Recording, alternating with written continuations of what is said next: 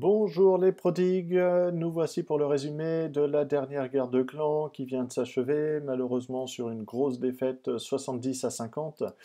La raison, elle est très simple, c'est qu'on a eu de très gros adversaires, donc un clan level 8, mais bon ça on commence à avoir l'habitude, mais surtout 140 guerres de clans et seulement 8 défaites, avec 32 victoires consécutives, série en cours, donc là vraiment du très lourd.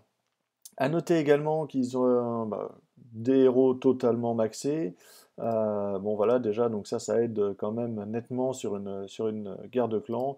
Et quand les héros ne sont pas maxés, ils en sont pas loin. Donc voilà, donc bon, on a vite capitulé en demandant à tout le monde de plus s'entraîner, de faire des essais plutôt que d'aller chercher à gratter des étoiles, sachant qu'on n'aurait pas la victoire. Donc du coup, tout le monde s'est un petit peu amusé. Donc ce qu'il faut quand même regarder, c'est que sur les HDV11, bah, on a eu un pas si mauvais résultat que ça, puisqu'on a fait 3 étoiles sur les deux HDV11, donc déjà le résultat est correct. Les HDV10, bah, on a eu un petit peu de mal sur le 6 et le 8, mais sinon on a réussi des 2 étoiles. La grosse différence, elle se fait sur les HDV9, où là on n'a pas réussi à faire de 3 étoiles.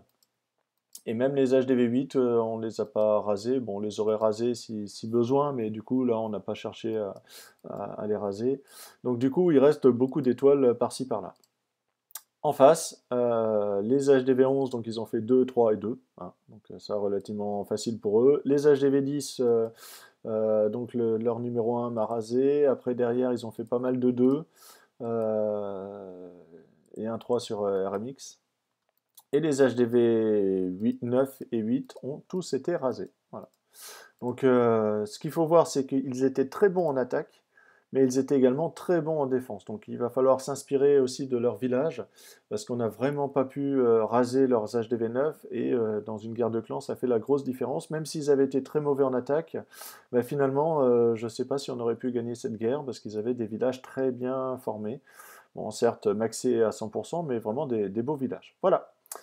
Merci de m'avoir suivi et puis bah, on se retrouve sur la prochaine guerre de clans avec cette fois une belle victoire. Salut l'équipe!